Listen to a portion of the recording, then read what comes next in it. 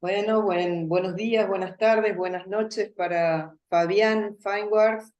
Tenemos el enorme placer de tener una mini entrevista con él hoy. Fabián, ¿cómo estás?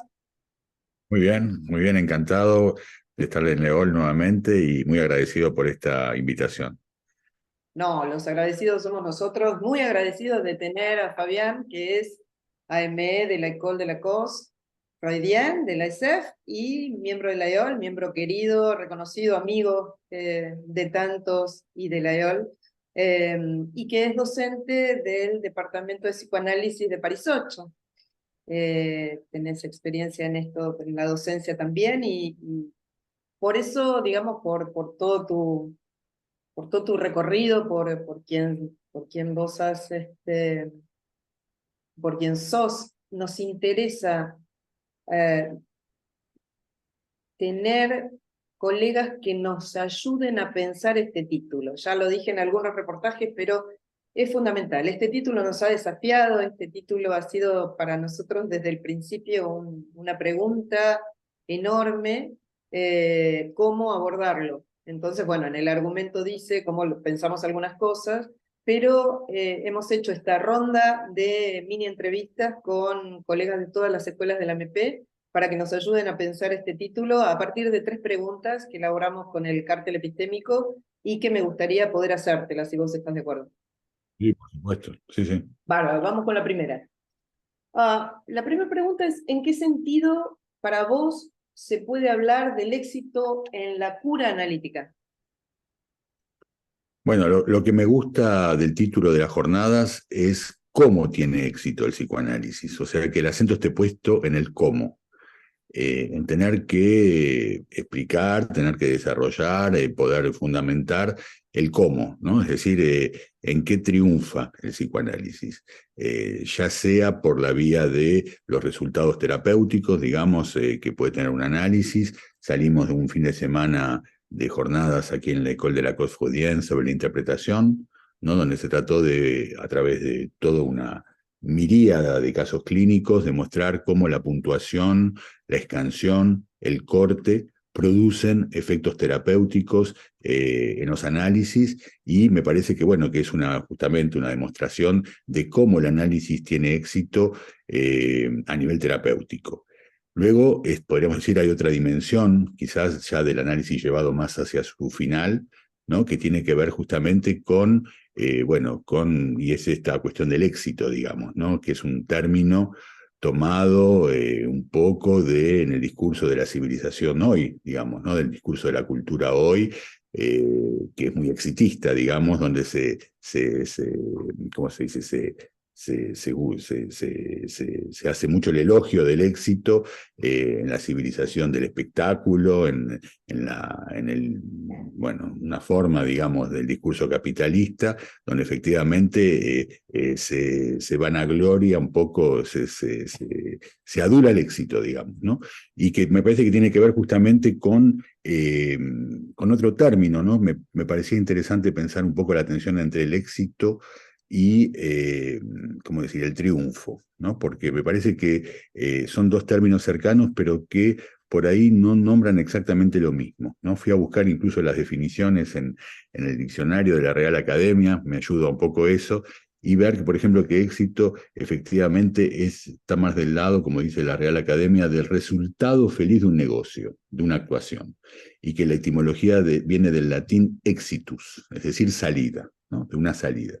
Mientras que el triunfo, que es muy cercano, digamos, al éxito en cualquier empeño, me parece que tiene más que ver con, no lo dice el diccionario, me hubiera gustado que lo dijera, dice, pero para mí el triunfo es más sobre algo, ¿no? Mientras que el éxito consiste más en una consagración, el triunfo implica, me parece, triunfar sobre algo, ¿no? Y me parece que justamente la cuestión aquí en cómo tiene éxito el psicoanálisis, ya del lado de un final de un análisis, ¿no? Y lo que permite poner en luz el pase, es más bien un éxito paradojal, digamos, ¿no? Porque justamente lo que triunfa es más bien a partir de lo que fracasa, quiero decir, a partir del síntoma, ¿no? Pensaba incluso en el título del texto de Freud, que todo el mundo conoce, ¿no es cierto? Los que fracasan al triunfar, ¿no? Y la paradoja, o mejor dicho, la reacción al triunfo, que es el fracaso, ¿no? Que describe Freud en ese título. Y me parece que para nosotros, en cuanto al éxito, digamos, en el final del análisis, en la perspectiva del final del análisis y del uso del síntoma, cuando ya se encuentra reducido, digamos, ¿no? a su núcleo de goce, es más bien justamente cómo mostrar cómo tiene éxito lo que fracasa, digamos, ¿no? Cómo a partir de lo que fracasa se puede, bueno, hacer un uso del síntoma que nos permita, bien, si no tener la dimensión, digamos, exitosa y gloriosa, ¿no? Que el éxito nombra, ¿no? En el discurso del amo, en el discurso capitalista, en el discurso de la civilización hoy, permite, sin embargo, a muchos sujetos justamente triunfar sobre esa parte, digamos, de goce que justamente está implicada en el síntoma, ¿no? Y me parece que justamente mostrar esto, ¿no? Que es lo que hacen los testimonios de los AE, por ejemplo, permite justamente mostrar ya cómo tiene éxito un psicoanálisis, no en los puntos terapéuticos, digamos, que son más fáciles quizás de demostrar con los casos clínicos, sino más bien ya en la perspectiva del síntoma y justamente de cómo se puede, digamos, mostrar que hay un triunfo sobre el goce en el uso mismo que se puede hacer del goce, ¿no? Entonces creo que ya nos sitúa en otra perspectiva y en una perspectiva podríamos decir efectivamente que incluye esta paradoja, ¿no? De poder encontrar un triunfo a partir de lo que fracasa, ¿no? Como leía el argumento, ¿no? Muchas cosas que estuve pensando las encontré en el argumento después de las jornadas, así que tuve que cambiar algunas cosas que pensaba decir, pero justamente, ¿no? Se cita Beckett, ¿no? En el argumento, ¿no? Y el famoso fail better, fail again, ¿no? Falla mejor, falla de nuevo, ¿no? Y mostrar cómo justamente a partir de ese punto, digamos, sintomático y de lo que falla, ¿no? Para un sujeto, digamos, en ese punto, digamos, de lo real del goce, uno puede justamente hacer algo con eso, ¿no? Y encontrar un saber hacer con eso, ¿no? Miller, de una manera muy divertida, llamaba eso en algún momento, ¿cómo se dice? La promoción del síntoma, ¿no? El upgrading del síntoma, ¿no? Cuando uno puede con el síntoma justamente promoverlo a algo, ¿no? Y hacer algo con ese síntoma. Y me parece que más allá del hecho que es muy de la civilización de hoy esa cuestión, porque justamente hay como una suerte de, ¿cómo decir?, sí, de elogio del síntoma, podríamos decir, en el arte, por ejemplo, ¿no? En cómo los artistas buscan más bien crear a partir de lo que falla, a partir de lo que hace síntoma, como en la literatura, por ejemplo, muchos escritores escriben justamente a partir de este punto, incluso en la autoficción, ¿no? Que falla, que fracasa y que hacen literatura con eso. Me parece que digamos, nuestra perspectiva de poder mostrar cómo justamente uno puede triunfar sobre este punto, digamos, ¿no? De goce que hace obstáculo y que repite, ¿no? Que se repite y que uno puede justamente hacer uso de eso, me parece que por un lado es muy contemporáneo, es muy de hoy, pero que al mismo tiempo muestra una salida, digamos, ¿no? Justamente de poder proyectarse más allá de estos obstáculos y de estos puntos, digamos, que detienen a un sujeto, a un ser hablante, digamos, en su movimiento como ser vivo, digamos, ¿no? Entonces me parece que, bueno, que es muy interesante justamente poder mostrar esto, digamos, ¿no? En estas jornadas.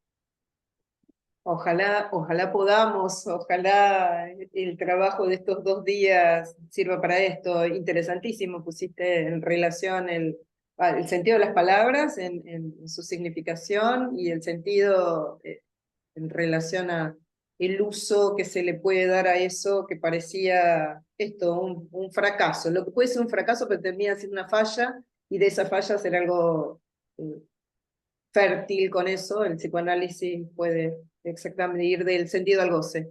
Y eso estamos todo el tiempo trabajando en relación a cómo darle más y más consistencia y cómo poder pensar epistémicamente, clínicamente, políticamente estas cuestiones. La segunda pregunta que te quería hacer es, ¿qué podrías considerar como un éxito en tu experiencia, en la experiencia de escuela para vos?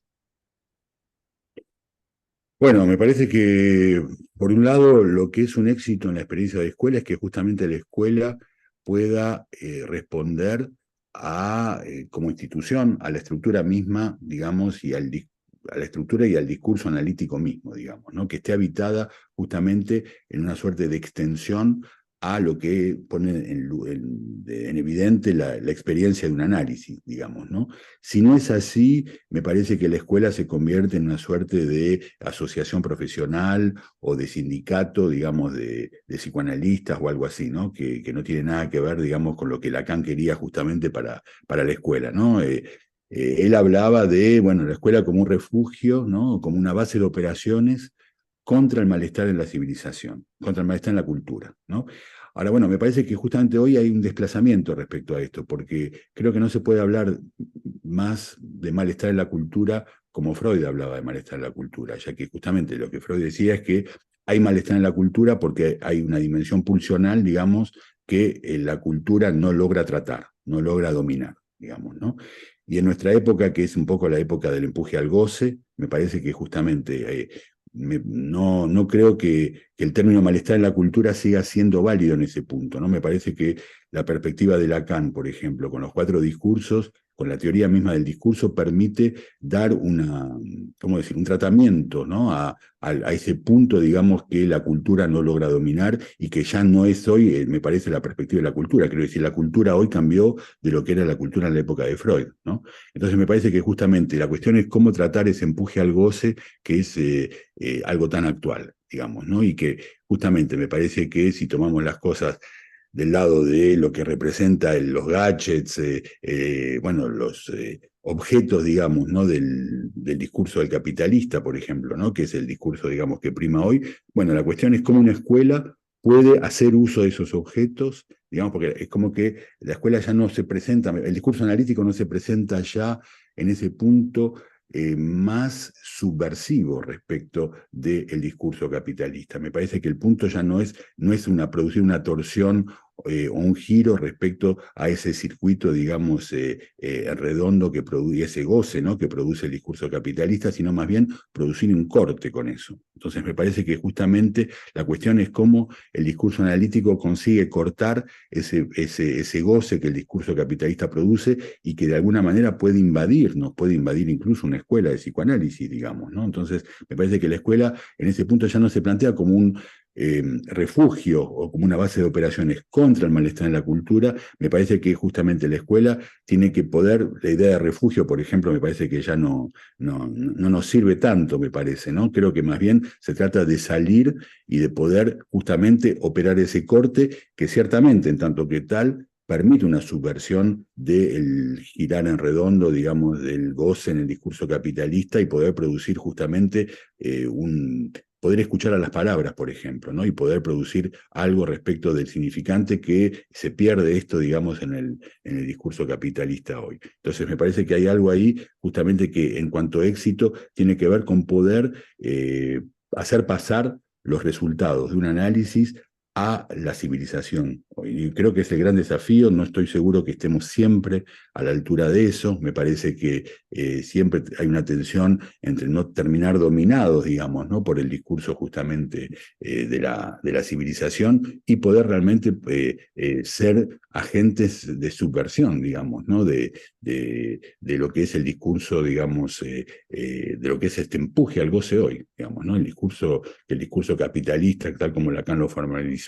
permite darle una estructura. Entonces me parece que el gran éxito para la escuela sería ese. Creo que lo es efectivamente. Creo que, bueno, toda nuestra acción, digamos, en la ciudad, en las instituciones, apunta a eso, es decir, a producir algo, digamos, Miller en una época lo llamó el pase 3, ¿no? Habló del pase 1, pase 2, pase 3, es decir, poder hacer pasar justamente a la cultura algo de lo que el discurso analítico supone. Creo que sigue siendo hoy todavía el gran desafío, me parece. Súper interesante que localices esto en el corte y ya no de los otros modos en que estábamos acostumbrados a pensarlo. Creo que haces referencia a esta doble barra en la imposibilidad que no está en el discurso capitalista y entonces, bueno, estas publicidades con las que nos han taladrado de que todo es posible y el sujeto contemporáneo ha comprado, ha creído esa idea de que nada era imposible y si se tiene suficiente voluntad o mérito o lo que fuese, eso será posible de lograr. Creo que invitas a repensar justamente con el discurso analítico eso. Eh, para Tan nosotros, más el sí, reverso. digamos, no del discurso del amo, ese es el punto, por ejemplo. ¿No es? Entonces hay que operar con el amo de otra manera porque me parece que justamente el amo ya no pone, digamos, esa resistencia, ese freno que oponía en la época de Lacan. Lo hacen las instituciones, ciertamente, pero no lo hacen la cultura hoy, me parece. Entonces ya creo que la operación es más difícil, la operación de subversión, ¿no? Creo que justamente la brújula sigue siendo subvertir, ¿no? La subversión. La cuestión es que siempre nos obliga a adoptar estrategias renovadas, ¿no? Para poder subvertir justamente lo que del goce impera hoy en la cultura y que justamente en estos días en Buenos Aires, me parece con el resultado de las elecciones, lo comentábamos hace un rato, va a hacer surgir este discurso de odio, este discurso gozoso, efectivamente pulsional, ¿no? De pulsión de muerte, que la extrema derecha agita, digamos, ¿no? Y esto es en todos lados, donde la extrema derecha tiene un lugar político importante el gran temor, efectivamente, por el cual estamos tomados todos, es ver qué va a pasar con esto en Argentina, ¿no? Ni que hablar, hoy es martes y hace muy poco que ocurrieron las elecciones y estamos todos sumamente preocupados por lo que será lo imprevisible de este nuevo modelo. Y en la jornada,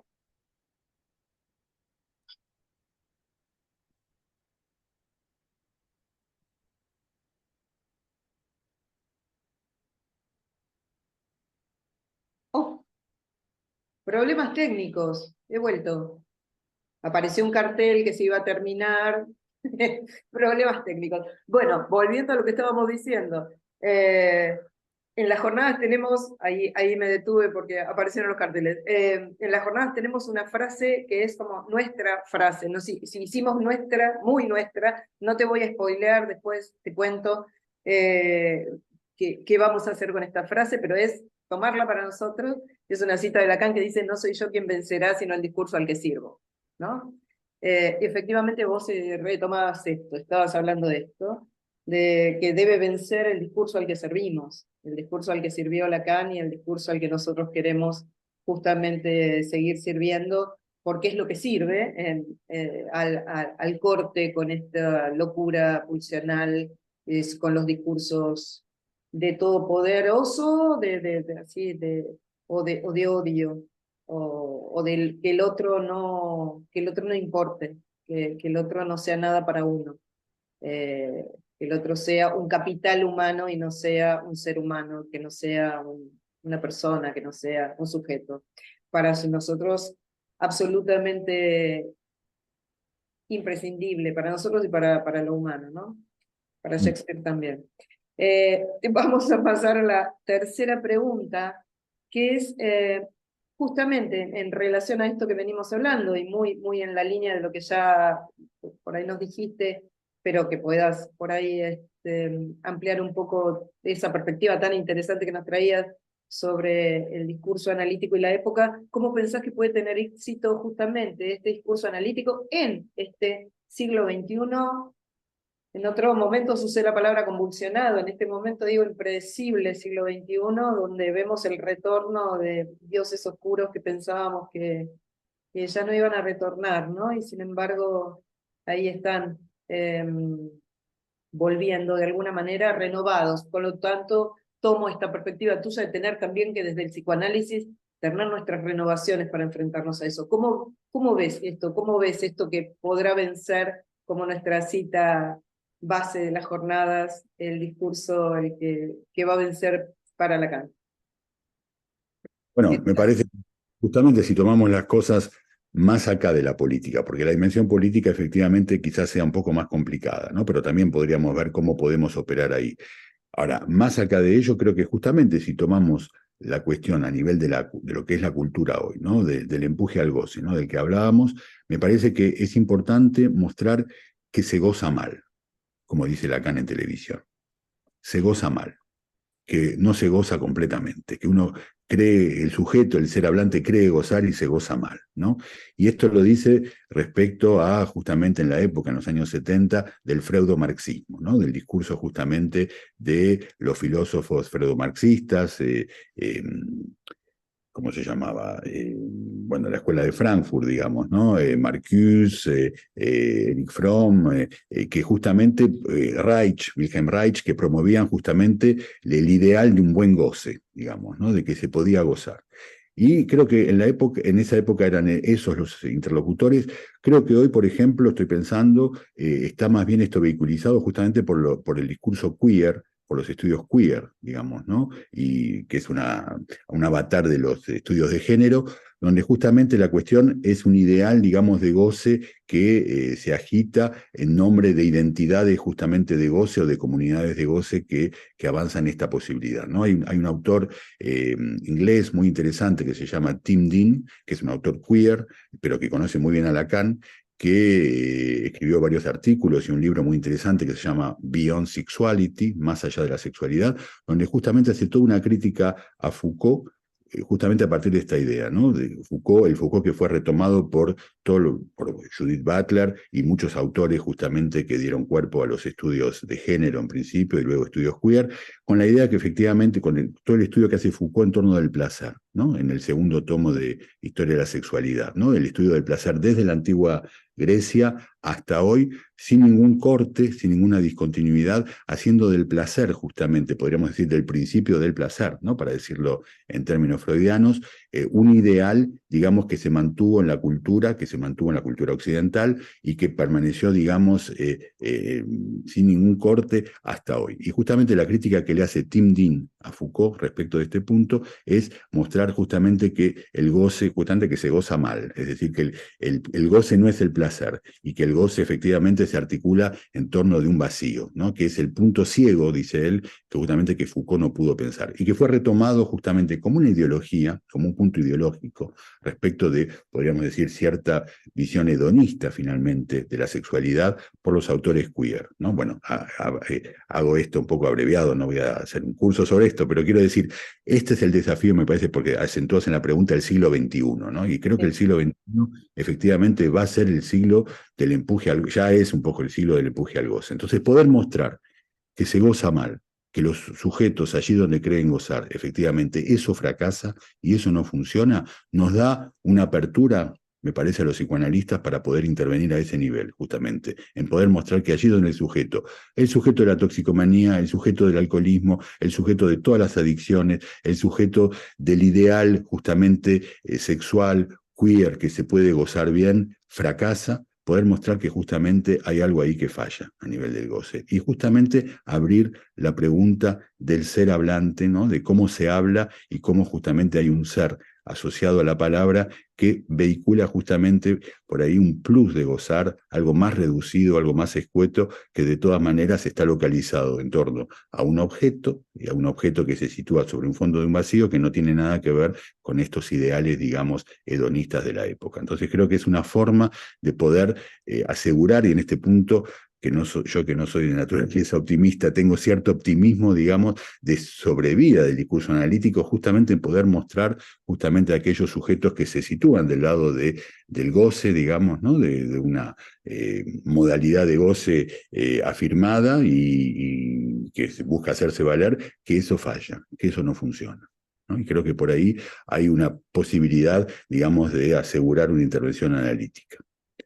Ahora, cómo esto después está retomado por la política, porque efectivamente es la actualidad de la Argentina hoy, y cómo efectivamente los discursos de odio, los discursos justamente de segregación, los discursos que, digamos, que excluyen al otro, ¿no? Y que justamente la extrema derecha es eso lo que avanza como bandera fundamental, bueno, poder mostrar justamente cuánto el sujeto, cuánto rechazan el otro, es algo que está en sí mismo y que no soporta, es justamente esa dimensión de goce que le supone al otro, pero porque el sujeto ignora su propio goce en ese punto, creo que es una cuestión muy importante que también habrá que hacer escuchar de alguna manera en los días y en los años a venir en todos lados, ¿no?